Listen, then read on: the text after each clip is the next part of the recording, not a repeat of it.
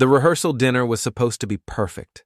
The lights were warm, the wine was flowing, people were laughing, clinking glasses, talking about how tomorrow was going to be the happiest day of our lives. I was standing there in my suit, arm around Emily, smiling for photos, when she leaned in close enough that only I could hear her and whispered, "I hooked up with your best man once," no hesitation. No guilt in her voice. Just a smug little smirk, like she was daring me to react. I didn't. I kept my face neutral, nodded like she'd just told me what time the cake would arrive tomorrow, and let the photographer snap another shot. I'm 30, male. Emily was 28. We'd been together 5 years, engaged for 10 months. Deposits paid, flights booked, hundreds of hours of planning sunk into one single day. Family flying in from across the country, everyone already here. And she chose the night before the wedding rehearsal to drop that bomb. She didn't say it in a fight. She didn't confess in tears. She said it like a power move, like, "What are you going to do about it now?"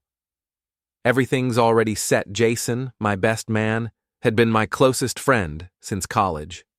Roommates after graduation. My drinking buddy, my wingman, the guy who knew all my secrets. He stood 5 feet away that night, refilling someone's glass, pretending not to notice. But his eyes wouldn't meet mine. That told me all I needed. I didn't cause a scene. I didn't scream or flip the table or storm out. I smiled through every photo. I made the toasts. I thanked the bridesmaids. And while Emily grinned like she'd gotten away with something, I was already planning the exact moment she was going to lose everything, because she thought she had me cornered. She thought I wouldn't dare ruin a wedding with 200 guests already seated. She thought my pride would keep me quiet. She was wrong. The next morning, I played the part. I let her fuss with my tie. I let her mother kiss me on the cheek and call me her perfect son-in-law. I shook hands, posed for more pictures, smiled through it all. Emily floated around in her dress like she was the star of a movie. Jason hovered nearby, sweating bullets, his smile forced and twitchy. When the music started and Emily walked down the aisle, radiant, my mom dabbed her eyes with a tissue. Her dad gave her away like he was handing me treasure. Everyone clapped when she reached me. From the outside, it looked like the fairy tale was complete. But my fairy tale had ended the second Emily leaned in and whispered her little secret. The officiant asked us to join hands. I held hers, steady. We exchanged lines, vows spoken like nothing was wrong. Jason stood behind me, eyes on the ground, gripping the ring box like it might explode. The guests cheered when we kissed. The photos looked beautiful. And then came the reception. This was the moment I'd been waiting for. Jason stood to make his speech. His voice cracked, but he stumbled through it, raising his glass with a trembling hand. The crowd clapped politely. Then he turned to me, held out the microphone, his face pale as a ghost. I took it, smiling, waiting for the chatter to quiet. Everyone leaned in, ready for the groom's heartfelt words about love and family. I looked at Emily. She smiled back, sure she had me right where she wanted me. And then I said, "Before I thank everyone for being here, there's something you should all know." The room went still. Forks froze halfway to mouths. Emily's smile faltered. Jason closed his eyes like he was about to be executed. "Last night, at the rehearsal dinner," I continued, "my fiancée leaned over and told me she'd hooked up with my best man." The gasps were instant. My aunt's wine glass slipped from her hand and shattered on the floor. Emily stammered, "That's not... he's lying." I pulled out my phone, tapped a button, and her voice filled the speakers. Crystal clear. "I hooked up with your best man once." Every eye in the room swung to her. "I guess that means there won't be a wedding tonight," I said calmly. "But at least there's some closure." I set the mic down on the table, handed my champagne glass to a stunned groomsman, and walked out. Behind me, the room erupted into chaos. Update 1. I didn't stay to watch the chaos. I walked out of the venue, through the lobby where a line of staff stared at me like they'd just watched a soap opera cliffhanger, and out into the night air. I'd parked at the far end of the lot. Each step felt lighter, like the weight of 5 years was lifting off my shoulders. By the time I hit the highway, my phone was already buzzing. First Emily, then her mom, then Jason. I let them all go to voicemail. The notifications stacked up until the screen looked like a slot machine. The first voicemail came from Emily, her voice shrill, on the edge of hysterical. "How could you do that to me in front of everyone? You humiliated me. You ruined my life. We could have handled this privately." The second was her mom, dripping with venom. "Do you have any idea how much money we spent on this wedding? Do you understand what you've done to our family? You embarrassed Emily in front of everyone." Jason's message was the weakest of them all. His voice barely above a whisper. "Bro, I'm sorry. It was one time. I was drunk. It didn't mean anything. Please don't throw away our friendship over one mistake." I didn't respond to any of them. By the next morning, social media was already on fire. Someone had uploaded a 15-second clip from the reception, the moment I said the line, the audio of Emily's whisper, her face draining of color as the room gasped. On TikTok, it hit 50,000 views in hours. By the end of the day, it was over 500,000. Comments poured in. Groom with the ultimate mic drop. Imagine cheating with the best man and confessing the night before. This is why men don't trust weddings anymore. Emily tried to spin it. She posted a selfie in her dress, mascara streaked, with the caption, "Betrayed on my wedding day." Don't believe everything you hear. Love isn't a game. The comments weren't kind. Someone stitched the post with the viral audio clip. "Girl, he literally played the recording." Another wrote, "So you admitted it, and you're mad he didn't keep your secret?" Wild. The post lasted less than 6 hours before she deleted it. Jason went radio silent, deleted his Instagram, locked down his Facebook. Word traveled through friends that his girlfriend, yes, he'd had a girlfriend, dumped him that same night after seeing the video. Apparently, she'd been suspicious before. The clip was all the proof she needed. By Sunday, my inbox was flooded with messages. Some from old friends, some from complete strangers. "Respect, bro. Smartest move I've ever seen at a wedding." One guy even wrote, "You're a legend. Drinks on me if you're ever in Chicago." Meanwhile, Emily's side of the family was in full meltdown. Her dad called me, voice tight and cold. "You could have handled this differently." "I could have," I said, "but she gave me no choice.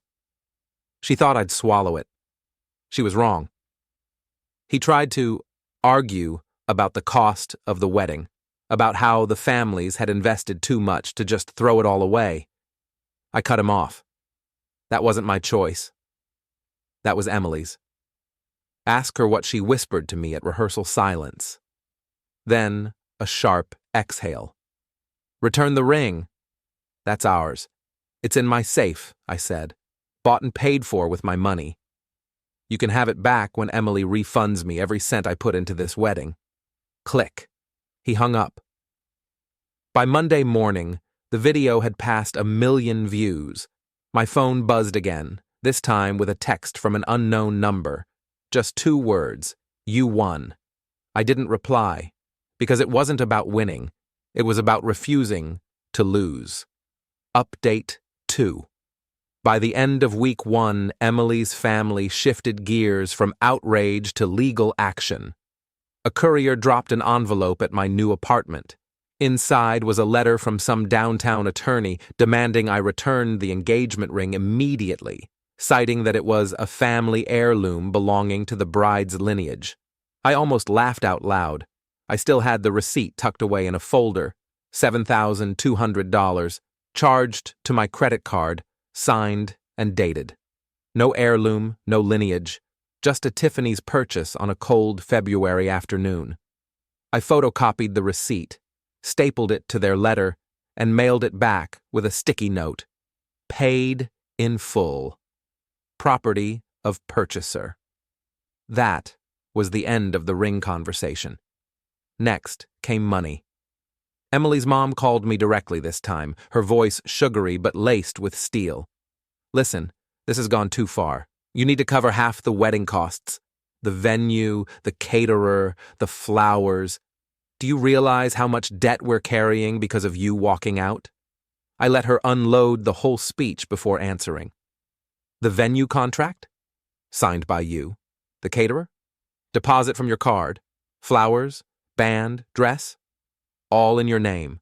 The only thing I paid for was the ring, which I'm keeping. So, no, I won't be covering a dime. She sputtered, furious. You humiliated my daughter. No, I said. Your daughter humiliated herself. All I did was hold up a microphone, then I hung up. Jason tried a different approach. He showed up at my office uninvited, waiting in the lobby. When I walked past him, he fell into step beside me, whispering urgently, Man, it was one time. We were drunk. It didn't mean anything. Don't throw away years of friendship over one mistake. I stopped at the elevator and looked him dead in the eye. It wasn't a mistake, Jason. It was a choice, and you both made it. Then the elevator doors closed in his face. That night, he left me a text. Please, just talk to me. I'll do anything to fix this. I didn't answer. By the second week, the story wasn't just circulating among friends, it had gone fully viral. One reaction channel on YouTube uploaded a 10-minute breakdown of the clip. Paused, frame by frame, on Emily's face as she realized the audio was playing, rewound Jason's expression, froze the moment my aunt dropped her wine glass. Comments poured in. This feels like a movie. Dude's a savage.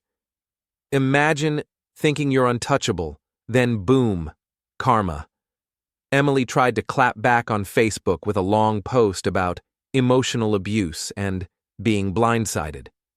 Except half the guests replied in the comments, We were there. We heard the recording, one cousin even uploaded the full audio. Emily deleted her account the next day. Meanwhile, fallout hit Jason harder than he expected. His girlfriend dumped him immediately after the wedding, but worse, his firm saw the viral video. No one wants a money manager whose name trends for cheating scandals. Clients pulled accounts. Within weeks, Jason quietly resigned. Word was, he tried relocating to another state. And Emily? She moved back in with her parents. Friends told me she couldn't walk through the grocery store without whispers. People in town treated her like a cautionary tale. Me? I went back to work like nothing happened. My boss pulled me aside after the story went viral. That was brutal, he said. But I'll be honest, watching you handle it so calm under pressure, we need that kind of thinking. I'm putting you on the new project a week later, I had a raise. It wasn't revenge. It wasn't victory. It was just the natural consequence of telling the truth at the right time. Update 3. By the third week, the mask of control slipped completely. Emily's parents had gone from angry to humiliated, from demanding money to quietly panicking about their daughter's reputation. That didn't stop them from trying one last stunt. Her mom called again, voice softer this time. Look, we just want to move forward. But Emily realized she left something very important at the condo. A necklace, her great-grandmother's pearls, priceless. We'll just stop by, grab it, 5 minutes, that's all. I almost admired the effort. Almost. That's funny, I said, because I've got the ring camera footage from the day she moved out. Shows her walking through the door at 8:12 a.m., wearing that necklace. Want me to send you the clip? Silence. Then a muttered, That won't be necessary. She hung up. The necklace scam died right there. Meanwhile, Emily tried to sneak her way back into sympathy. A mutual friend, Melissa, texted me late at night. She's saying she's pregnant. Is that true? I laughed. Tell her to send proof. Shockingly, none ever arrived.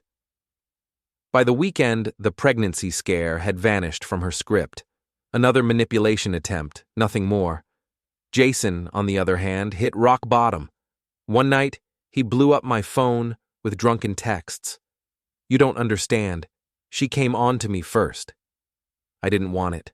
I miss my job. I miss our friendship. Please, man. I'm sorry I didn't reply. The next morning, his number was blocked. The viral clip, meanwhile, wasn't slowing down. A popular meme page grabbed a freeze frame of me holding the mic with the caption, "Plot Twist of the Year." It racked up 1 million likes in a day. People started DMing me with absurd offers, interviews, podcasts, even one reality show producer. I ignored them all. I didn't want fame, I wanted peace. At work, the story had taken on a life of its own. My coworkers started jokingly calling me Meek Drop Mike. Even my manager chuckled. Hey, if you can handle a wedding like that, client negotiations should be easy. My raise turned into a promotion. New office, better hours, more pay, karma in its cleanest form. Meanwhile, updates about Emily trickled in. She couldn't afford her share of the condo rent once I'd left. The landlord gave her 30 days. When she didn't make it, he filed for eviction. Neighbors told me she screamed at the movers, sobbing as her things were dumped on the curb. One of them sent me a photo. Emily, in sweatpants, mascara smeared, dragging a box down the street while her dad tried to console her. Word spread fast. At the same church where she'd once bragged about her perfect fiancé, people whispered about her downfall. Parents steered their sons away. Old friends ghosted her. She'd gone from bride-to-be to small-town scandal in less than a month. And all because she couldn't resist whispering one sentence in my ear. Final update. 3 months later, my life didn't look anything like the one I'd planned with Emily. Thank God.